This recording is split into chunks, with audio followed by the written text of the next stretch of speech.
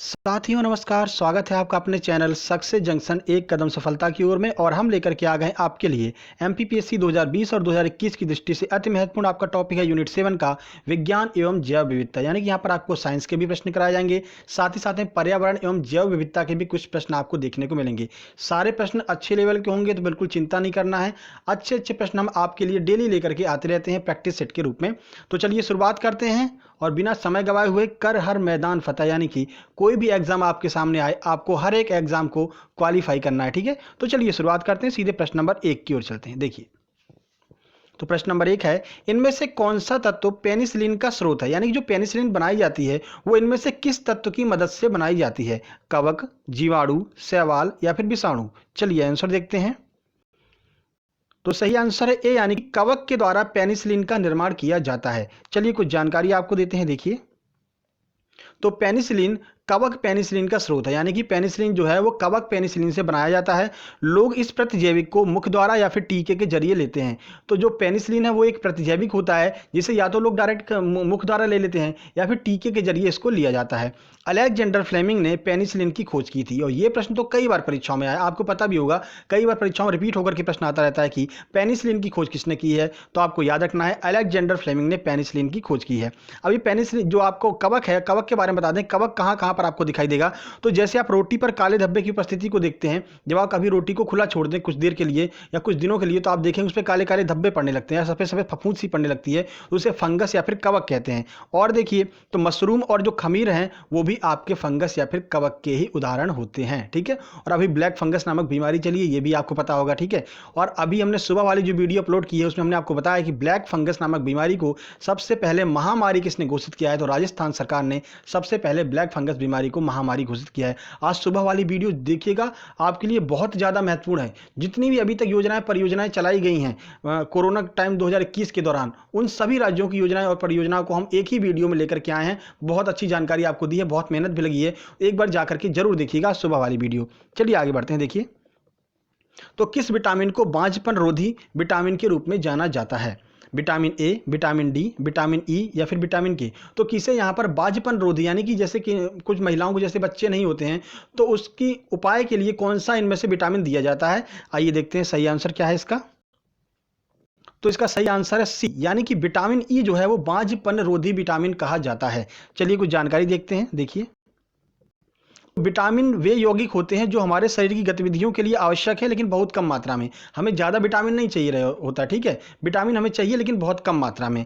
यह ऊर्जा प्रदान नहीं करते हैं, बल्कि हमारे शरीर की ऊर्जा उपज प्रक्रिया को नियंत्रित करते हैं। इनके द्वारा हमें ऊर्जा प्राप्त नहीं होती है, लेकिन ये क्या करते हैं, जितनी भी हमारी ऊर्जा उपज करने वाली प्रक्रियाएं हैं, इनको ये नियंत्रित करने का काम करते हैं कौन? विटामिन, ठीक है। विटामिन शब्द के जनक कौन है? तो फंक ने जो है विटामिन शब्द का निर्माण किया था। विटामिन ई को सौंदर्य या फिर बांझपन विरोधी विटामिन के रूप में भी जाना जाता है, ठीक है। तो सुंदरता के लिए भी विटामिन ए का यूज किया जाता है और बांझपन को खत्म करने के लिए भी विटामिन ई का यूज किया जाता है। याद रखिएगा, अति महत्वपूर्ण आपका ये प्रश्न है विटामिन से। चलिए आगे बढ़ते हैं। देखिए, तो अगला प्रश्न, अपनी प्रतिध्वनि को सुनने के लिए न्यूनतम दूरी कितनी होनी चाहिए?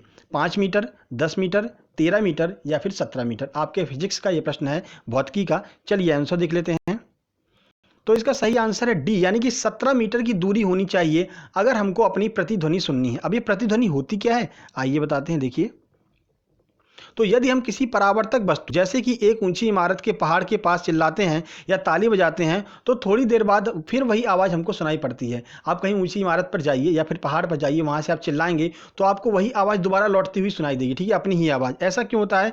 तो ध्वनि तरंगों के परावर्तन की घटना के कारण हमें प्रतिध्वनि सुनाई पड़ती है। जब ध्वनि तरंगें जाती हैं और किसी वस्तु से टकरा करके वापस आती हैं, तो उसको क्या कहते हैं? उसको प्रतिध्वनि कहते हैं, और यही प्रतिध्वनि हमको सुनाई पड़ती है, ठीक है। तो प्रतिध्वनि को स्पष्ट रूप से सुनने के लिए परावर्तित वस्तु की ध्वनि स्रोत से दूरी 17.2 मीटर होनी चाहिए। यह फिजिक्स का बहुत महत्वपूर्ण प्रश्न अभी एनटीपीसी एग्जाम में आया हुआ है, इसलिए हमने इसको यहां पर कवर किया है। तो कम से कम 17.2 मीटर की दूरी आपकी होनी चाहिए, तब आपको जो है अपनी प्रतिध्वनि सुनाई पड़ेगी, ठीक है। चलिए आगे बढ़ते हैं। देखिए, तो भारत का पहला समुद्री राष्ट्रीय उद्यान कहां पर है? ये जैव विविधता से आपका प्रश्न है, इन्वायरमेंट से। ऑप्शन ए रानी झांसी समुद्री राष्ट्रीय उद्यान, ऑप्शन बी है कच्छ की खाड़ी जो है समुद्री राष्ट्रीय उद्यान, ऑप्शन सी है महात्मा गांधी समुद्री राष्ट्रीय उद्यान, या फिर ऑप्शन नंबर डी है मन्नार की खाड़ी समुद्री राष्ट्रीय उद्यान। तो बताइए भारत का पहला समुद्री राष्ट्रीय उद्यान इनमें से कौन सा है? चलिए आंसर देख लेते हैं। तो इसका सही आंसर है बी, यानी कि कच्छ की खाड़ी समुद्री राष्ट्रीय उद्यान जो है वो भारत का पहला समुद्री राष्ट्रीय उद्यान है। चलिए कुछ जानकारी आपको देते हैं इसके बारे में। देखिए, तो समुद्र क्षेत्र में बनाए गए राष्ट्रीय उद्यान को समुद्री राष्ट्रीय उद्यान कहते हैं। कच्छ की खाड़ी में स्थित समुद्री राष्ट्रीय उद्यान भारत का पहला समुद्री राष्ट्रीय उद्यान है। तो कहाँ पर है? कच्छ की खाड़ी गुजरात में जो है भारत का पहला राष्ट्रीय समुद्री जो है अनुसंधान केंद्र उद्यान जो है वहाँ पर स्थापित किया गया है। स्थापना कब की गई थी? तो 1982 में इस समुद्री राष्ट्रीय उद्यान की स्थापना की गई थी गुजरात में। ठीक है, चलिए आगे बढ़ते हैं। देखिए, तो अगला प्रश्न है, ओजोन परत के क्षरण में क्लोरोफ्लोरोकार्बन का मुख्य स्रोत क्या है? सबसे पहले आपको बता दें कि ओजोन परत का जो क्षरण होता है उसमें सबसे महत्वपूर्ण भूमिका जो है वो क्लोरोफ्लोरोकार्बन यानी कि सीएफसी की होती है। तो सीएफसी सबसे ज़्यादा कहाँ पर निर्मित होती है, किसकी वजह से सीएफसी का सबसे ज़्यादा उत्पादन होता है, वही आपसे पूछा जा रहा है। वृक्ष, रेफ्रिजरेटर, दूषित जल या फिर केरोसिन? चलिए आंसर देख लेते हैं। तो इसका सही आंसर है बी, यानी कि रेफ्रिजरेटर से सबसे ज़्यादा क्लोरोफ्लोरोकार्बन का उत्पादन होता है। ठीक है, देखिए, तो क्लोरोफ्लोरोकार्बन से ओजोन परत का बहुत बड़ा नुकसान होता है। क्लोरोफ्लोरोकार्बन का सर्वाधिक उत्पादन रेफ्रिजरेटर से होता है। एसी से भी सीएफसी निकलती है, लेकिन सबसे ज़्यादा जो है वो फ्रिज से सीएफसी गैस निकलती है। ओजोन परत कहाँ पर पाई जाती है? तो समताप मंडल में ओजोन परत पाई जाती है। कई बार यह प्रश्न भी आया हुआ है। और इस परत की मोटाई को नापने की इकाई क्या होती है? तो डॉप्सन नामक जो है इकाई जो है वो इस परत की मोटाई को नापने की इकाई होती है, डॉप्सन। ओजोन परत के संरक्षण के लिए प्रतिवर्ष 16 सितंबर को ओजोन दिवस मनाया जाता है। ये भी आपको याद रखना है। चलिए आगे बढ़ते हैं। देखिए, चेंचू जनजाति किस क्षेत्र में वन्य जीव की सुरक्षा से संबंधित है? ठीक है, तो सबसे पहले आपसे यहां पर यही पूछा जा रहा है कि चेंचू जनजाति कहां पर निवास करती है। सीधे सीधे प्रश्न पूछा जा सकता है। ऑप्शन है नागार्जुन श्रीशैलम आंध्र प्रदेश में, ऑप्शन बी है सिमलीपाल उड़ीसा में, ऑप्शन सी है पलामू झारखंड में, या फिर ऑप्शन नंबर डी है इनमें से कोई नहीं। चलिए आंसर देख लेते हैं।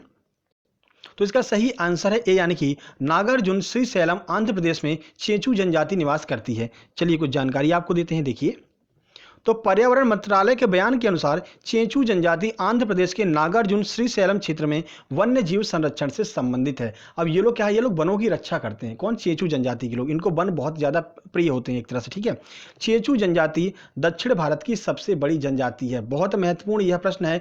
यह प्रश्न कई बार परीक्षा में पूछा गया। एनटीपीसी ने भी इसको कवर किया था, और एक बार व्यापम के एग्जाम, शायद पटवारी वाले एग्जाम में पूछा गया था कि दक्षिण भारत की सबसे बड़ी जनजाति कौन सी है। तो याद रखिएगा, चेंचू जनजाति जो है वो दक्षिण भारत की सबसे बड़ी जनजाति है। और चेंचू जनजाति के लोगों की भाषा क्या है? तो ये भी आप याद रखिएगा, चेंचू भाषा बोलते हैं चेंचू जनजाति के लोग। ठीक है, चलिए आगे बढ़ते हैं। देखिए, तो अंधेरे में चमगादड़ों के उड़ने का कारण क्या होता है? यानी चमगादड़ जो है वो अंधेरे में कैसे बड़ी आसानी से उड़ लेते हैं, यही आपसे पूछा जा रहा है। ऑप्शन है अंधेरे में उनकी दृष्टि अच्छी होती है, ऑप्शन बी है आंखों की पुतलियां काफी बड़ी होती हैं, ऑप्शन सी है उनके द्वारा उत्पादित अल्ट्रासोनिक तरंगे सहायक होती हैं, या फिर ऑप्शन नंबर डी है इनमें से कोई नहीं। चलिए आंसर देख लेते हैं।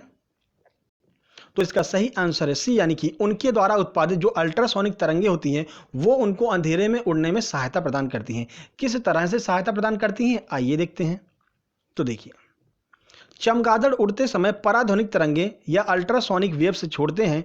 ये तरंगे अवरोध से परावर्तित होकर पुनः उन तक पहुंचती हैं। इस प्रकार चमगादड़ को सही मार्ग का पता चल जाता है और वे आसानी से उड़ सकते हैं। यानी जब वे उड़ते रहते हैं तो अल्ट्रासोनिक वेव्स को छोड़ते हैं। अल्ट्रासोनिक वेव्स अगर सामने कोई वस्तु है, दीवार है, अगर उससे टकराएगी तो लौट करके वापस आती है, और चमगादड़ को पता चल जाता है कि सामने कोई ना कोई दीवार है, और वो वहीं से मुड़ जाते हैं। इस प्रकार वे अंधेरे में आसानी से उड़ सकते हैं। कौन? चमगादड़। ठीक है, चलिए आगे बढ़ते हैं। देखिए, अगला प्रश्न है, वाहनों द्वारा तय की गई दूरी को मापने के लिए किस उपकरण का प्रयोग किया जाता है? स्पीडोमीटर, एमीटर, क्रोनोमीटर, या फिर ओडामीटर? चलिए आंसर देखते हैं।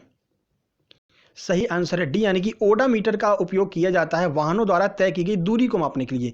दूरी शब्द पर गौर कीजिएगा, दूरी बात अलग है, स्पीड बात अलग है। चलिए दोनों में फर्क आपको बताते हैं। देखिए, तो वाहनों द्वारा तय की गई दूरी को मापने के लिए प्रयोग किए जाने वाले मीटर को ओडामीटर कहते हैं। ठीक है, वही वाहनों की गति को स्पीडोमीटर के द्वारा मापा जाता है। तो गति को अगर आपको मापना है तो स्पीडोमीटर का यूज करेंगे, और दूरी को मापना है तो आपको ओडामीटर का यूज करना पड़ेगा। अब ये देखिए कहां पर, जैसे कि आप अपनी बाइक में देखेंगे तो बाइक में आपको जो कांटे वाटे लगे नहीं रहते हैं वहां पर, जहां पर पेट्रोल वगैरह दिखाई देता है, स्पीड दिखाई देता है, तो जो स्पीड वाला कांटा होता है वो 10, 20, 30, 40 से करके होता है, उसको कहते हैं स्पीडोमीटर। और वहीं बीच में आपको एक और कांटा दिखाई देगा जिसपे आपकी ये लिखी रहती है कि आपके वाहन ने अभी तक कितनी दूरी तय की है, तो उसको ओडामीटर कहते हैं। तो याद रखिएगा स्पीडोमीटर के अंदर ही ओडामीटर फिट रहता है, ठीक है। तो कभी कंफ्यूज नहीं होना है, कई बार लोग कंफ्यूज होकर के जो है स्पीडोमीटर को ही ओडामीटर बता करके चले जाते हैं, ठीक है।